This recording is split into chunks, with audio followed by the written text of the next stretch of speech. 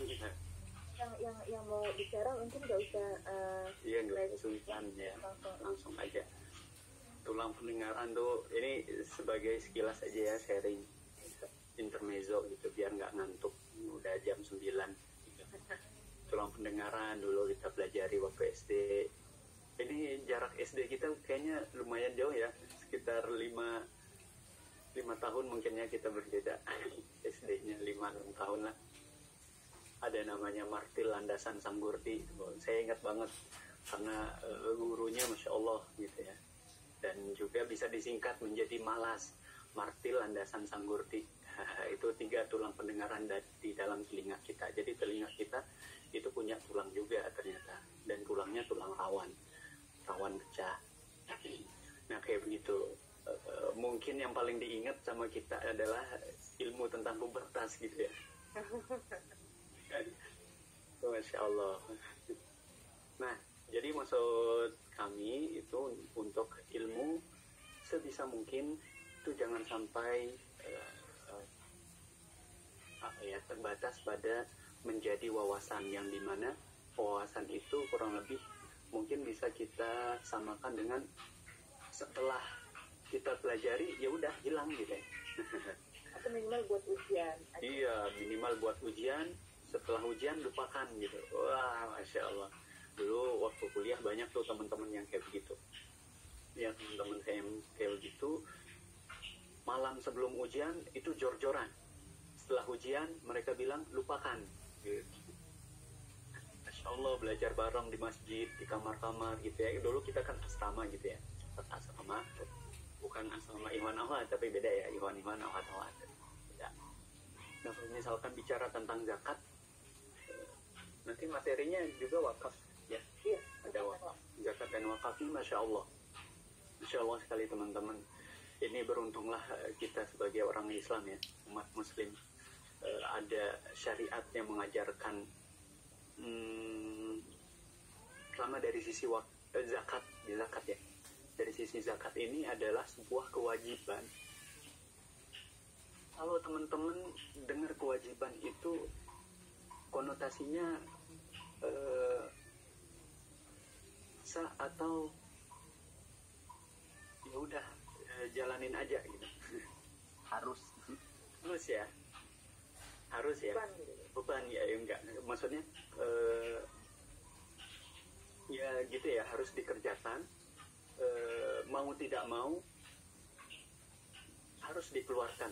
Inilah zakat itu adalah kewajiban, yang dimana termasuk juga bagian dari rukun Islam ya. Tapi Masya Allah, agama kita itu mewajibkan kita untuk mengeluarkan harta ya, harta yang kita miliki pada siapa? 8 asnaf gitu ya. Let's say 8 asnaf kita keluarkan salah satunya, yaitu fakir miskin. Oh ya, fakir dan miskin gitu ya, afwan. Fakir dan miskin itu kita diwajibkan oleh Tuhan kita yang Maha Mencipta gitu ya, yang sudah menciptakan kita juga, mewajibkan kita untuk memperhatikan fakir miskin tersebut, bahkan sampai yang paling minimal gitu kan, karena yang wajib dalam syariat, kewajiban itu adalah standar minimal, bukan? Ya enggak sih? Jadi wajib dalam Islam tuh minimal tuh, untuk menjadi muslim tuh itu kita harus kerjakan gitu, biar minimum gitu ya. Nah, ngerjain zakat ini standar minimum banget untuk kita menjadi muslim gitu ya, karena itu adalah sebuah kewajiban yang dimana kalau misalkan secara ekonomi kita ngeluarin uang atau harta dan memberikannya kepada fakir miskin yang notabene adalah tidak memiliki, istilah kata itu purchasing power gitu ya, purchasing power, daya beli gitu ya, kan mereka nggak bisa belanja ya, istilah kata seperti itu konotasinya. Kita bayangkan fakir miskin itu betul-betul lemah dari segi finansial atau ekonominya, itu nggak bisa belanja. Nah, adalah kita sebagai umat muslim yang sekiranya sudah mencapai nisab ya, nisab zakat, itu harus mengeluarkan zakat. kita keluarkan, kita berikan kepada fakir miskin, itu membantu mereka untuk meningkatkan atau menaikkan purchasing power-nya, sehingga mereka bisa belanja. Itu menyeimbangkan roda perekonomian. Jadi seharusnya ketika misalkan konsep zakat ini diterapkan dengan baik dan benar, Masya Allah, timpangan ekonomi itu, wah, nggak ada cerita tuh di peradaban Islam. Masya Allah. Apalagi kalau teman-teman suka baca sejarah gitu ya, ada suatu periode gitu ya, suatu periode dalam peradaban Islam tidak ditemukan sama sekali orang yang berhak menerima zakat. Di masa berapakah itu? Insya Allah. Ada yang tahu? Ada yang tahu, ada yang pernah mungkin menemukannya juga. Nah, hidup di zamannya gitu. Kan Masya Allah, tidak ada maksudnya tidak ada yang berhak untuk menerima zakat. Itu tandanya adalah tidak ada fakir miskin di sana gitu. Semuanya sejahtera, Masya Allah. Semua ditanggung oleh negara juga, Masya Allah. Luar biasa. Itulah di zamannya Umar bin Abdul Aziz ya, yang memimpin kurang dari 2 tahun memimpin sepertiga bumi gitu ya, Masya Allah. Tidak ada fakir miskin di sana. Tapi ada beberapa penafsiran. Salah satunya adalah boleh jadi tidak ada yang menerima zakat itu adalah juga para masyarakatnya itu tidak mau menerima zakat gitu, karena merasa cukup dengan rezeki yang sudah diberikan oleh Allah Subhanahu wa taala. Tapi secara harfiah juga ada yang menafsirkan bahwa memang benar tidak ada yang masuk ke dalam golongan 8 asnaf tersebut. Gitu. Ada yang mengartikan bahwa ada orang miskin, orang miskin iya, ada orang miskin, betul. Ada orang miskin tapi tidak mau atau enggan menerima pemberian zakat tersebut, meskipun itu haknya dia.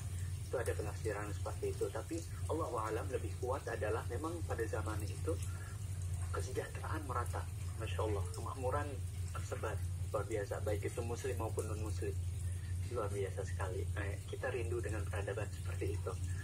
Nah, seperti itulah kurang lebih urgensi wakaf kalau misalkan dipandang secara duniawi gitu ya, mengangkat purchasing power daripada asnaf-asnaf. Jadi manfaatnya bukan hanya mikro, tapi secara makro pun ekonomi itu terbantu kan? Iya, betul. Nah, belum lagi ketika misalkan nanti kita membahas lompat kepada wakaf. Wah, wakaf ini adalah puncak sustainabilitas daripada perekonomian yang diajarkan oleh syariat Islam. Gak perlu SDGs ya, slogan goal dengan wakaf aja tuh bisa mengcover semua itu tuh, semua tujuan-tujuan SDGs. Salah satu framework yang pengen tak sharing gitu ya, pengen kamu sharing adalah Allah ini kan maha mencipta gitu ya. Allah yang sudah menciptakan segala sesuatu baik di bumi ataupun di langit beserta isinya gitu ya, termasuk manusia dan peradabannya gitu ya. Dan Allah turunkan juga syariat untuk mengelola peradaban ini gitu. Ada zakat, ada wakaf, kemudian yang lainnya juga. Itu tujuannya untuk apa? Ada peraturan, contoh lampu lalu lintas itu dibuat oleh pemerintah. Tujuannya untuk apa? Supaya tidak terjadi kecelakaan. Yeah. Mengatur lah gitu. Betul. Aturan itu tidak serta-merta untuk mengikat kita aja, tidak serta-merta untuk mengekang atau membatasi gerak kita gitu ya. Lampu lalu lintas itu dibuat untuk mengatur kita di jalan raya gitu ya, agar apa? Dalam persimpangan itu bergiliran, tidak saling bertabrakan untuk jalannya gitu kan. Begitulah juga syariat Allah gitu. Allah memberikan syariat kepada kita yang sudah Allah ciptakan gitu ya. Istilah kata mungkin algoritma gitu ya. algoritmanya Allah, termasuk diantaranya syariat, itu dibuat tidak serta-merta untuk ibadah padanya aja gitu, tapi juga untuk mengatur agar kita menjalani kehidupan kita ini dengan ideal gitu, dengan maunya Allah. Dan kalau kita udah turuti peraturannya Allah itu, semua akan aman terkendali, Masya Allah ya, semua akan aman terkendali. Nah, balik ke wakaf tadi, kalau di zakat itu bisa menjaga purchasing power untuk masyarakat lapisan bawah gitu ya, wakaf ini adalah puncak daripada perekonomian umat gitu ya, karena harta yang tadinya adalah milik pribadi gitu ya, berubah status kepemilikannya menjadi ilahi gitu kan. Wakaf itu adalah ini wakaf secara umum ya, nanti ada turunannya lagi, wakaf apa gitu ya, ada turunannya lagi. Wakaf itu yang tadinya harta adalah milik kita sendiri, kita niatkan sepenuhnya menjadi milik ilahi Robbi gitu, Tuhan kita, yang mana kemanfaatannya itu bisa dinikmati oleh masyarakat pada umumnya. Itu Masya Allah, itu akan membuat ini lebih makro lagi pembahasan ekonominya gitu ya, lebih makro lagi, tidak hanya masyarakat muslim taraf ekonomi bawah yang akan menikmati daripada wakaf ini, tapi juga masyarakat umum bisa menikmatinya. Contoh aja, kalau misalkan yang paling terkenal adalah kita kenal buah dari wakaf Sumur Utsman bin Affan. Itu ada hotel berbintang gitu ya di Madinah. Itu alhamdulillah kami diizinkan lewat gitu depan hotelnya, belum sempat masuk gitu, belum sempat menikmati juga di hotelnya, belum pernah booking, lewat doang. Oh Masya Allah, lihat pun itu udah Masya Allah, itu hotelnya berkelas. Itu buah dari wakaf, yang dimana kemanfaatannya itu digunakan untuk dialokasikan untuk operasional Haromain gitu ya, baik itu untuk misal di Ramadan itu untuk buka puasa dan seterusnya, itu Masya Allah sekali. Nah kayak begitu, jadi kemanfaatannya betul-betul meluas. Belum lagi nanti berbicara tentang contoh-contoh wakaf modern. Itu di Singapura itu ada perkebunan yang Masya Allah dikelola secara wakaf, mereka juga punya apartemen dan seterusnya, luar biasa sekali. Banyak sih di negara-negara lain pengelolaan wakafnya sudah maju gitu ya. Jadi itu salah satu gambaran dari kedua syariat yang Masya Allah ini, zakat dan wakaf. Zakat untuk menjaga taraf minimum gitu ya, menjaga purchasing power untuk masyarakat lapisan bawah, sedangkan wakaf itu untuk lebih mensejahterakan peradaban, untuk membiayai peradaban, istilahnya kayak begitu. Karena apa teman-teman? Ilmu tertinggi dalam ekonomi modern, ekonomi dan keuangan modern ini apa kira-kira teman-teman? Menurut teman-teman nih, yang diajarin sama Adam Smith atau Philip Kotler atau siapa lah gitu ya, pakar-pakar ekonomi dunia, baik itu yang masa lalu ataupun yang masa kini, yang dapat Nobel, ilmu tertingginya apa? Misalkan lembaga yang sering ngasih utang ke negara-negara tuh, IMF misalnya gitu ya, apa ilmu tertinggi mereka? Ada yang bisa nebak nggak? Ini iseng aja gitu, tebak, bayangin gitu, mereka ilmu tertingginya apa ya gitu? Ilmu tertingginya para ekonomi gitu. Iya,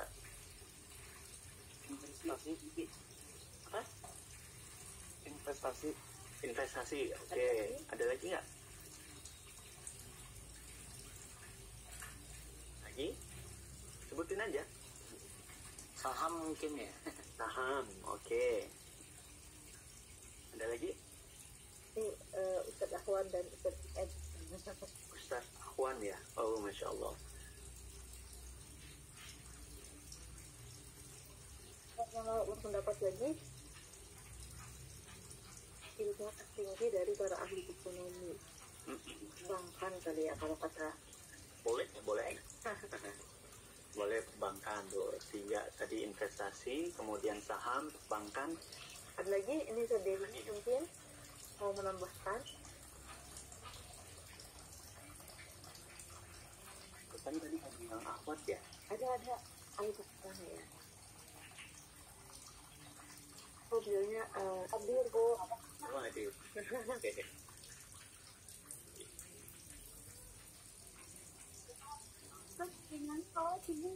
Oh, ngelek ya. Oke.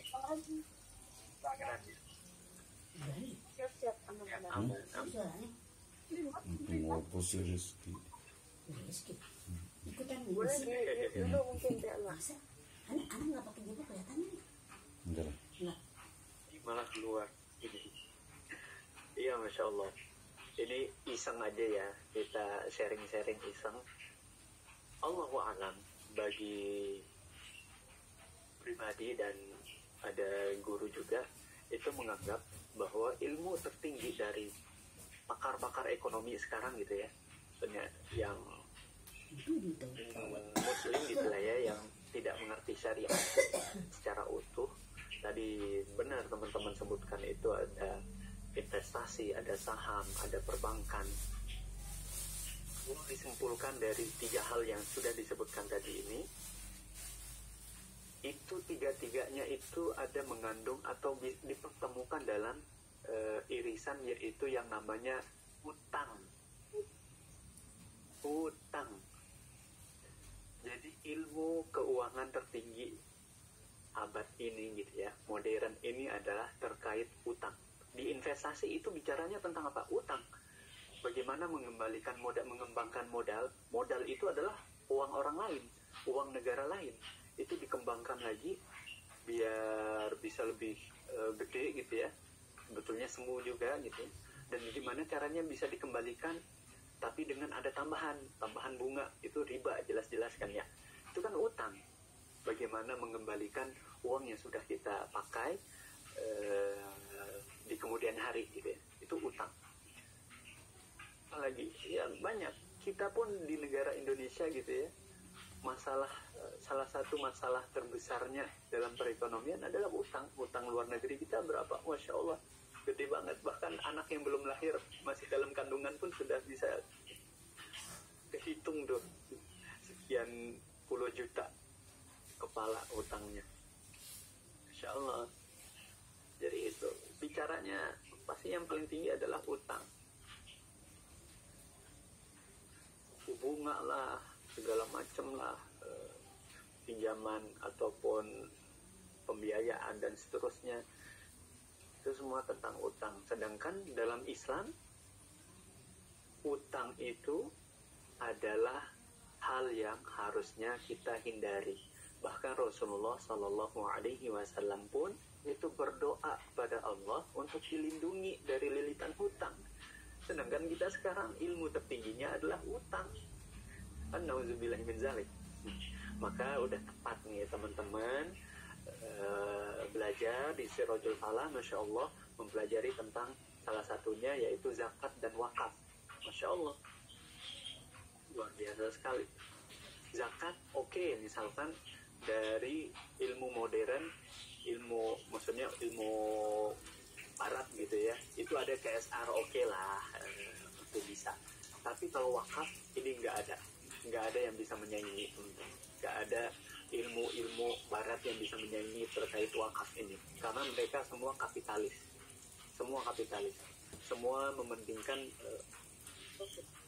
profit dan profitnya itu pun untuk diri sendiri. Kalau misalkan mau dilihat yang agak ke kiri, komunis, itu juga sama. Mereka sebetulnya kalau misalkan dilihat secara kasat mata mirip sih sama wakaf, tapi sungguhnya enggak.